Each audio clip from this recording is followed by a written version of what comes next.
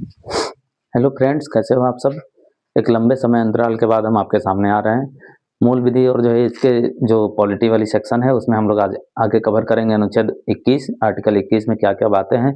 बहुत ही important article है ये आपके जो है एग्जाम के दृष्टिकोण से। उसके बाद से देखा जाए तो इसमें बहुत सारे जो है केसेस हैं, उन केसेस को आपको जो है ध्यान रखना है। एक्चुअली मेरी आज आवाज़ जो है थोड़ी ठीक नहीं है। अभी अभी ड्यूटी करके आ रहा हूँ 22 बजे 22 बज रहे हैं अभी। और देखेंगे आप, अभी मैं आपके सामने फिर से लेक्चर लेके आ गया तो इधर भी जो है घर पे फंक्शन होने के कारण और भी बहुत सारे काम, थोड़ा सा तबीयत भी सही नहीं है। फिर भी मैं कोशिश करूंगा कि जो है थोड़ा सा इसको आपके सामने बता इसको। तो देखते हैं कि अनुच्छेद 21 क्या है। इससे पहले अनुच्छेद 20 तक की बातें हो चुकी थी। अनुच्छेद 21 में क्या है कि जो है प्राण और दैहिक स्वतंत्रता से आपको सुरक्षा मिली है, ठीक है। लाइफ और पर्सनल लिबर्टी आपका जो है दिया गया है इसमें, right to life and personal liberty, ठीक है। तो इससे आपको जो है क्या है कि दैहिक स्वतंत्रता और प्राण एवं दैहिक स्वतंत्रता से सुरक्षा मिली है। तो अनुच्छेद 21 को हम जो है थोड़ा सा अंदर शुरू करने से पहले आपको एक चीज बता देते हैं। विधि द्वारा स्थापित प्रक्रिया और विधि की सम्यक प्रक्रिया, शायद मैंने जो है अपने पिछले लेक्चर में कभी बताया होगा स्टार्टिंग में, फिर भी आज मैं उसका जिक्र कर दे रहा हूँ क्योंकि अनुच्छेद 21 में जो है इसको हमको पढ़ने को जरूर जो है देखना पड़ता है, क्योंकि जो है दो फेमस केस आएंगे और यही चीज पे बात होगा, ठीक है। तो मैं क्या बोल रहा हूँ, विधि की स्थापित प्रक्रिया, विधि द्वारा स्थापित प्रक्रिया और विधि की सम्यक प्रक्रिया, ठीक है। Procedure establish by law and due process of law. तो दोनों में जो है अंतर क्या है, देखिए मैं क्या बोल रहा, विधि द्वारा स्थापित प्रक्रिया, विधि द्वारा स्थापित प्रक्रिया, ये किस पढ़ने के लिए आपको बहुत इंपॉर्टेंट है कि इसको आपको जानना पड़ेगा। और एक होती है विधि की सम्यक प्रक्रिया,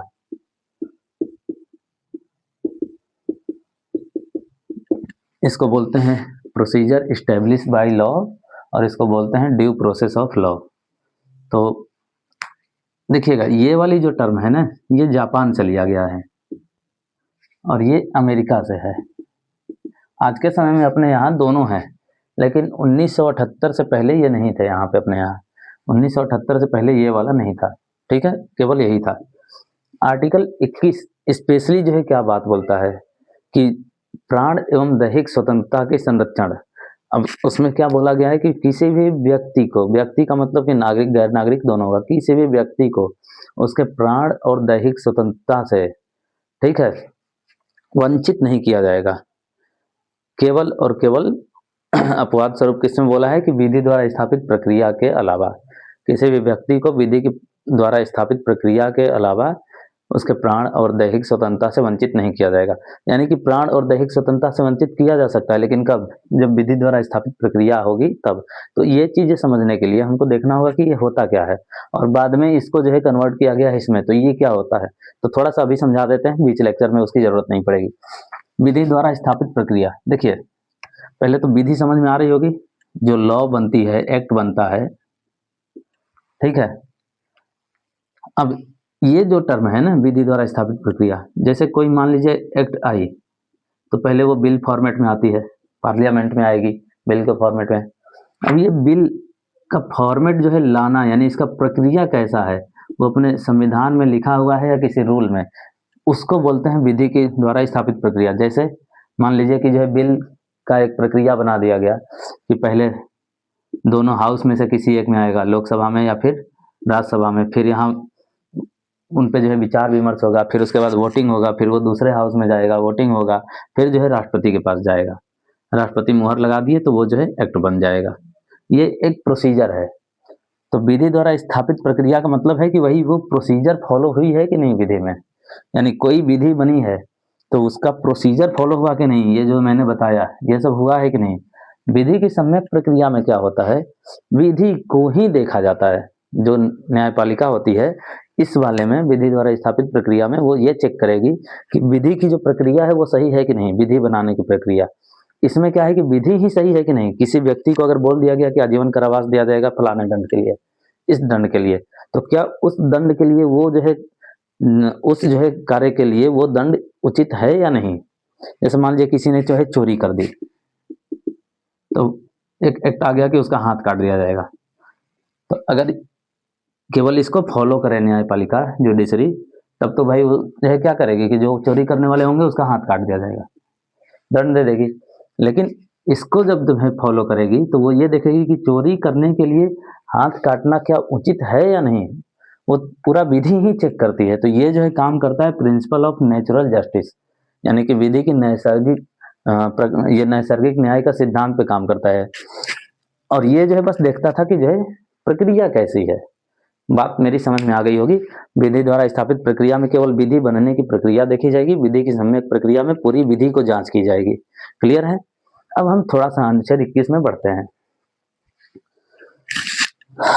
तो अनुच्छेद 21 हमने क्या बताया कि जो कोर्ट में क्या बोला है, सॉरी कोर्ट बोल रहे हैं, अपने संविधान में क्या बातें हैं, किसी भी व्यक्ति को उसके प्राण एवं दैहिक स्वतंत्रता से, किसी भी व्यक्ति को उसके प्राण एवं दैहिक स्वतंत्रता से विधि द्वारा स्थापित प्रक्रिया के अनुसार ही वंचित किया जाएगा, किसी भी व्यक्ति को। ठीक है, ये बहुत इंपॉर्टेंट आर्टिकल है, इसीलिए बार बार मैं इस पे फोकस कर रहा हूँ, आप देख रहे होंगे। तो इसमें क्या बात की बात, किसी भी व्यक्ति को, किसी भी व्यक्ति को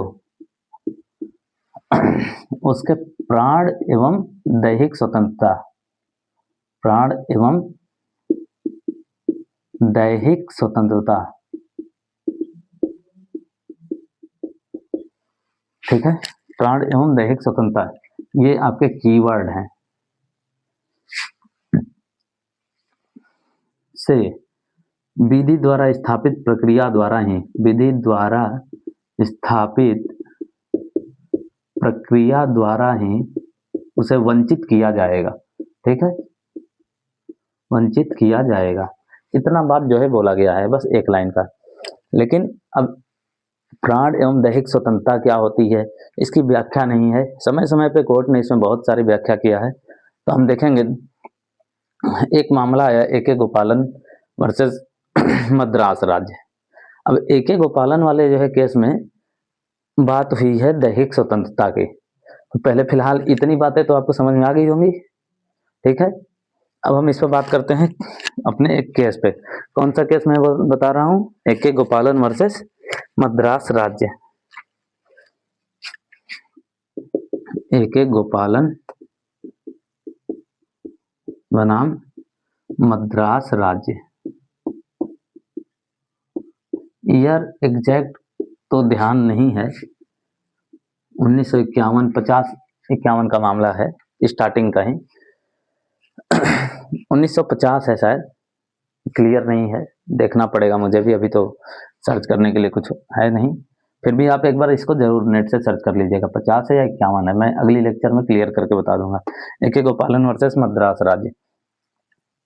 फिलहाल मैं इसको 50 ही लिखते चलता हूँ, इसलिए 50 लिख रहा हूँ कि इसके बैकग्राउंड बता देता हूँ।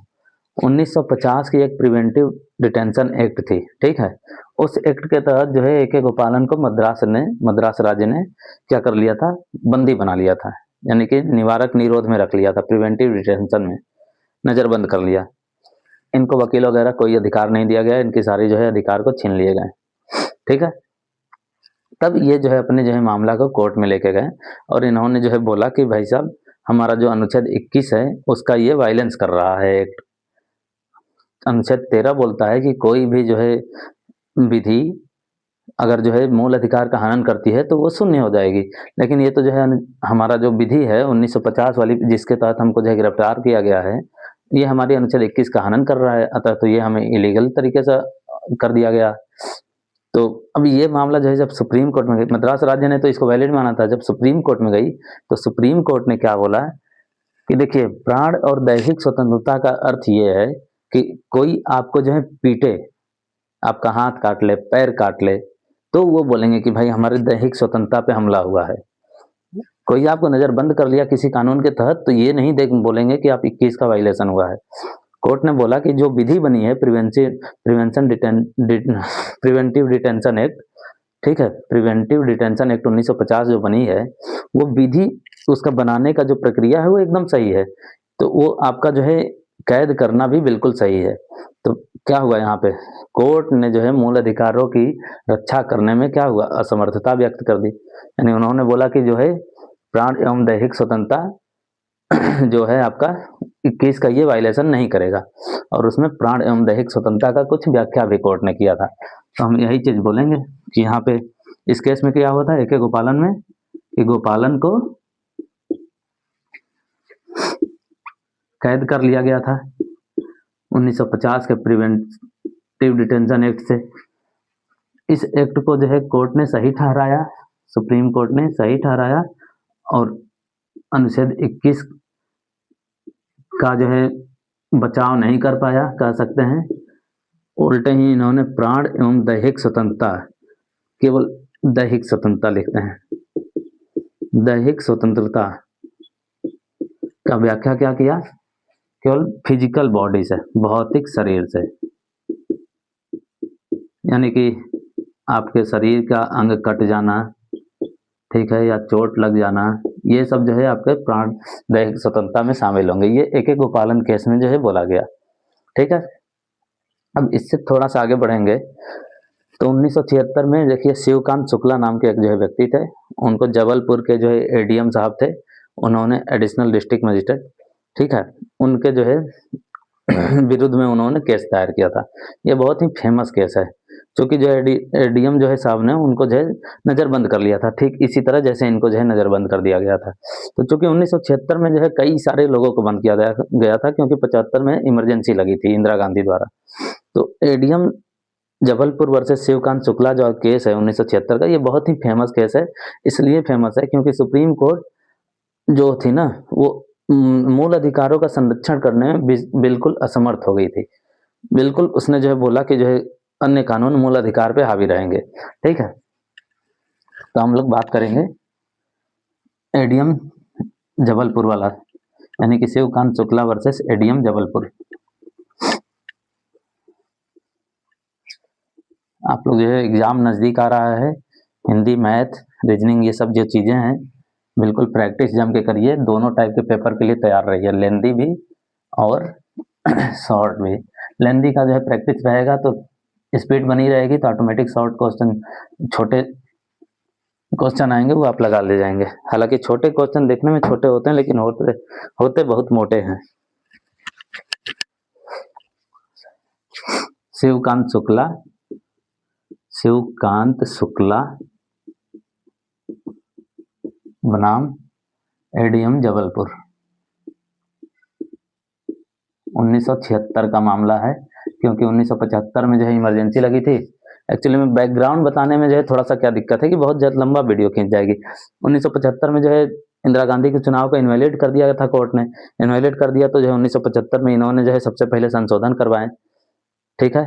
संशोधन करवाने के बाद 76 में इन्होंने जो है कई सारे संशोधन करवाए। आर्टिकल 359 में संशोधन करवाया कि जो है राष्ट्रपति की जो भी चाहे सारे जो है वो उसको समाप्त कर सकता है, और इसको जो है आपको कोर्ट में नहीं ले जा सकते हैं, ठीक है। इसी तरीके से एक्ट के जो है वो सब चीज़ों को जो है कई सारा, मतलब बहुत सारी चीज़ों को इन्होंने जो है, आपको तो पता है कि 1976 का जो संविधान संशोधन है उसको मिनी कॉन्स्टिट्यूशन बोला जाता है, ठीक है। तो इस तरीके से जो है कई सारे अपने फेवर में कानून बनवा के, और उसके बाद जो है इन्होंने क्या किया, सबको जो है ठूस के जो है जेलों में भरना चालू कर दिया, इमरजेंसी लगा के। अब इमरजेंसी के समय आप अपने राइट्स नहीं दिखा सकते थे, क्योंकि इतने सारे कानून खुद ही चेंज कर चुकी थी इंदिरा गांधी। तो इसी तरह एक कानून के तहत जो है शिवकांत शुक्ला को भी बंद कर दिया गया। शिवकांत शुक्ला ने जो है ADM जबलपुर, जो कि इनको बंद करवाए थे, उनके विरुद्ध जो है मामला लेके गए कोर्ट में। सुप्रीम कोर्ट ने क्या बोला, सुप्रीम कोर्ट ने बोला इन्होंने जो है क्या बोलते हैं उसको, याचिका जो दायर की थी वो थी हैबियस कार्पस, ठीक है, हैबियस कार्पस। इसको अनुच्छेद 32 में हम लोग पढ़ेंगे। हैबियस कार्पस का मतलब है बंदी प्रत्यक्षीकरण, ठीक है।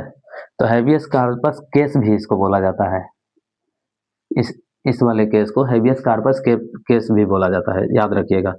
तो सुप्रीम कोर्ट ने क्या बोला था कि जो है ये जो शिवकांत शुक्ला को बंद किया गया है ना, वो बिल्कुल वैलिड है, विधि द्वारा स्थापित प्रक्रिया के द्वारा बंद किया गया है, ठीक है। तो इसमें जो है हम कहेंगे कि सीधे सुप्रीम कोर्ट ने अपनी असमर्थता दिखा दी। अपनी असमर्थता